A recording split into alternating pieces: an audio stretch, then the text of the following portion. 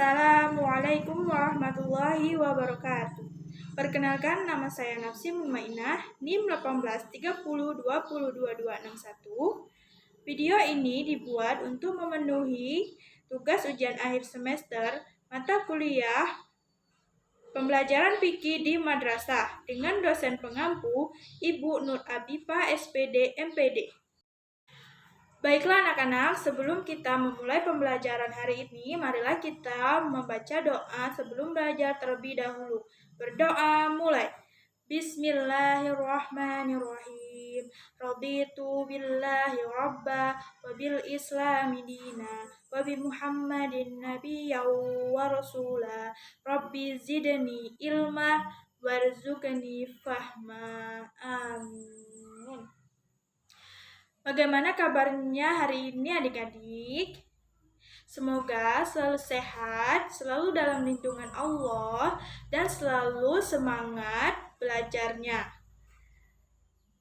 Dalam kondisi apapun kita harus semangat dalam belajar. Baiklah, hari ini kita akan membahas materi tentang kurban. Ada yang tahu hewan apa saja yang bisa menjadi kurban? Ya, benar. Hewan yang bisa menjadi kurban yaitu unta, sapi, kerbau, kambing, dan domba. Baiklah, kakak akan menyampaikan tujuan dari pembelajaran kita tentang materi kurban. Yaitu tujuan yang pertama adalah siswa dapat menjelaskan pengertian kurban dan dalilnya. Yang kedua, siswa dapat menjelaskan syarat-syarat binatang yang dapat dipakai untuk kurban.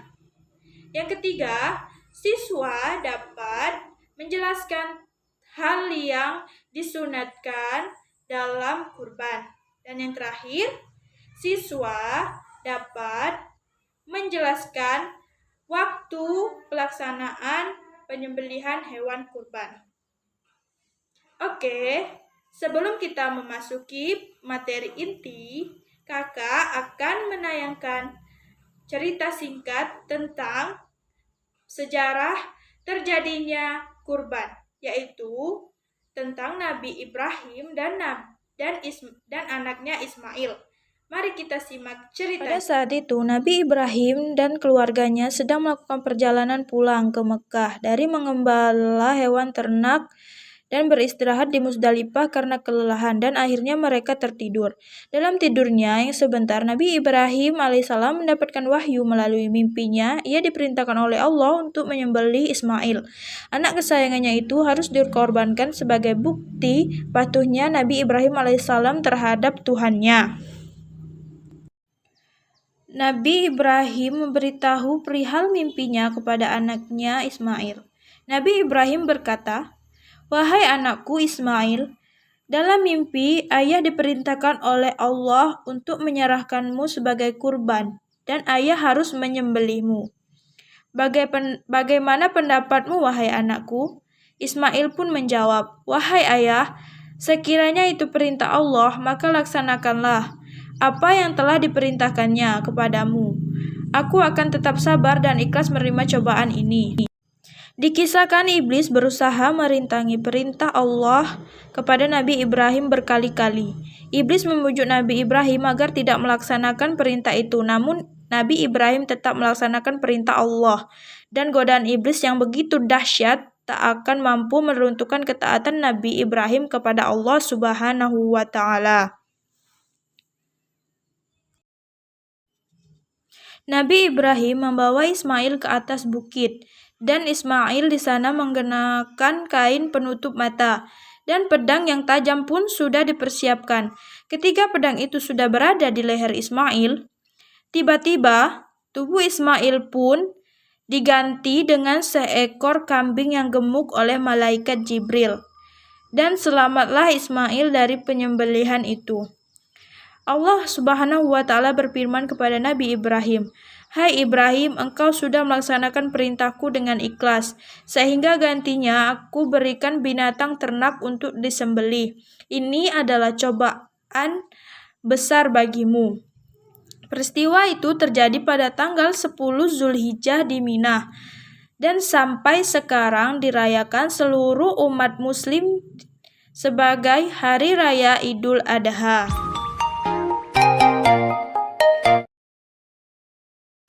Baiklah, kita akan memasuki materi inti. Pertama, kakak akan menjelaskan tentang pengertian kurban. Secara bahasa, kurban berasal dari kata qarraba yang berarti dekat. Syariat, kurban artinya ibadah dalam bentuk melaksanakan penyembelihan hewan tertentu atas dasar perintah Allah Subhanahu wa taala dan petunjuk Rasulullah Shallallahu alaihi wasallam dengan harapan dapat mendekatkan diri kepadanya. Selanjutnya kakak akan menjelaskan tentang dalil kurban. Perintah berkurban dalam Al-Quran terdapat dalam surat Al-Kautsar ayat 1-3 yang berbunyi Bismillahirrahmanirrahim. Inna a'tainakal kautsar fasholli li rabbika wanhar inna syani'aka huwal abtar. Yang artinya, sungguh kami telah memberimu Muhammad nikmat yang banyak, maka laksanakanlah sholat karena Tuhanmu dan berkurbanlah sebagai ibadah dan mendekatkan diri kepada Allah. Sungguh orang-orang yang membencimu dialah yang terputus dari rahmat Allah. Quran surat Al-Kautsar ayat 1-3. Kurban yang terdapat dalam sunnah atau hadis yaitu ma'amila abnu Adam yauman nahri amalan ahabba ilallahi azza wa jalla min hiraqati dammin wa innahu la ya'ti yaumal qiyamati bikurubiha wa azlafiha wa ash'ariha wa inna damma la yaqa'u minallahi azza wa jalla bimakanin qabla an yaqa'a alal ardi fatayyibu biha nafsan. Rawahu Ibnu Majah. Barang siapa memiliki kemampuan atau kelapangan rezeki tetapi ia tidak mau berkurban, maka janganlah sekali-sekali ia mendekati tempat sholat kami. Hadis riwayat Ibnu Majah. Kakak akan menjelaskan tentang ketentuan hewan kurban. Seperti yang sudah kakak sebutkan di awal tadi, bahwa hewan-hewan yang dapat menjadi kurban yaitu yang pertama unta, sapi atau kerbau, dan kambing atau domba. Adapun ketentuan dari hewan-hewan tersebut, yang pertama yaitu unta bisa dikurbankan jika sudah berumur 5 tahun. Sapi dan kerbau bisa dikurbankan jika sudah berumur 2 tahun. Kambing jika sudah berumur 2 tahun. Dan domba jika sudah berumur 1 tahun atau sudah berganti gigi. Ketentuan yang lain adalah binatang-binatang itu tidak boleh sakit, harus sehat, dan organ tubuhnya lengkap. Tanduknya tidak boleh patah, matanya tidak boleh buta, kakinya tidak boleh pincang, tidak cacat, dan tidak kurus kering.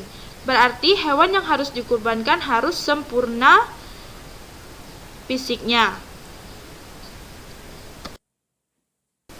Dan perlu diketahui, untuk jenis binatang unta, sapi, dan kerbau bisa dikurbankan kepada 7 orang. Dan kambing dan domba hanya bisa dikurbankan untuk 1 orang saja. Hal itu sesuai dengan hadis yang diriwayatkan Bukhari dan Muslim yang berbunyi An Jabir bin Abdillah radhiyallahu anhu maqala naharna ma'a Rasulillah sallallahu alaihi wasallam amal Hudaybiyah albadanata an sab'atin wal baqarata an sab'ah.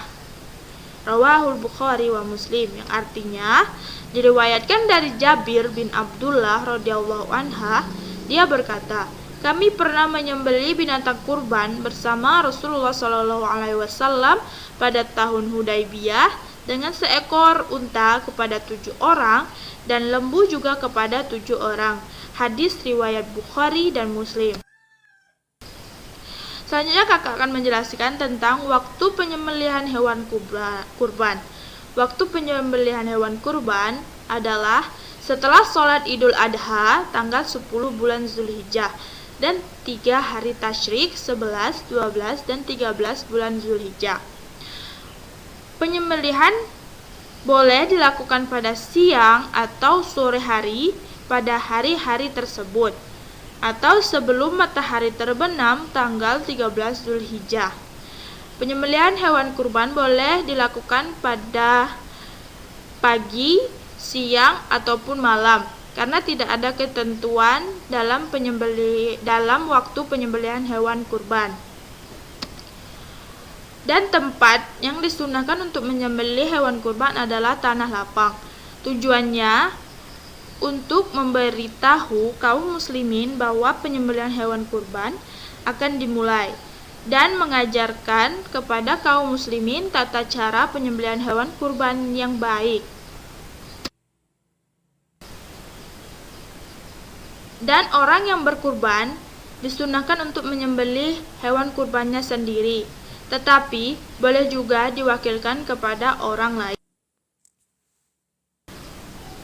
Dan sebelum menyembelih hewan kurban, disunahkan membaca doa yang diajarkan oleh Rasulullah SAW, yaitu Inni wajjahtu wajhiya lilladzi fataras samawati wal ard ala millati Ibrahim hanifan wa ma ana minal musyrikin. Inna salati wa nusuki wa mahyaya wa mamati lillahi rabbil alamin. La syarika lahu wa bidzalika umirtu wa ana minal muslimin. Allahumma minka wa laka wa an Muhammadin wa ummatih. Bismillahi wallahu akbar, yang artinya kuhadapkan muka hatiku kepada Zat yang menciptakan langit dan bumi atas agama Ibrahim dengan keadaan lurus, dan bukanlah aku termasuk orang-orang musyrik. Sesungguhnya salatku, ibadahku, hidupku dan matiku hanya untuk Allah, Tuhan seluruh alam. Tidak ada sekutu baginya, dan demikianlah yang diperintahkan kepadaku, dan aku adalah orang yang pertama berserah diri.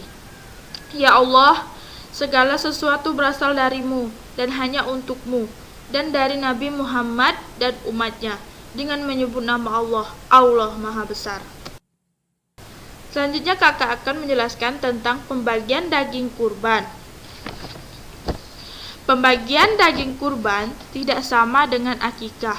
Kalau akikah, daging yang dibagikan sudah dalam keadaan dimasak, sedangkan daging kurban dibagikan dalam keadaan mentah.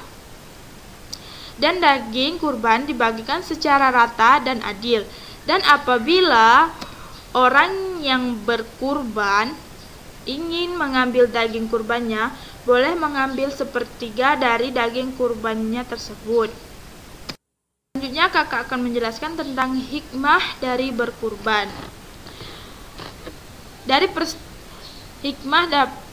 peristiwa kurban ini kita dapat mengambil hikmah, yaitu yang pertama, menghidupkan sunnah. Maksud menghidupkan sunnah di sini adalah kita dapat menghidupkan sunnah nabi-nabi terdahulu, terutama sunnah Nabi Ibrahim alaihissalam. Yang kedua, sebagai sarana taqarrub untuk mendekatkan diri kepada Allah Subhanahu wa taala. Yang hikmah yang ketiga yaitu menghidupkan makna takbir. Kurban pada hari Idul Adha menghidupkan makna takbir yang biasa kita baca pada tanggal 10 sampai 13 Zulhijjah. Hikmah yang keempat adalah mengajarkan kita sifat-sifat dermawan seperti senang berbagi, santun, dan lain-lain. Yang hikmah yang kelima yaitu peduli sesama.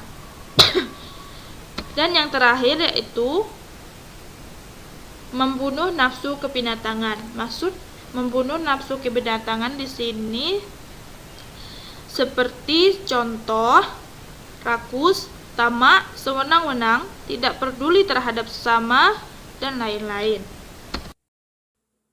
Mungkin itu saja yang dapat kakak sampaikan. Semoga adik-adik bisa mengerti. Wassalamualaikum warahmatullahi wabarakatuh.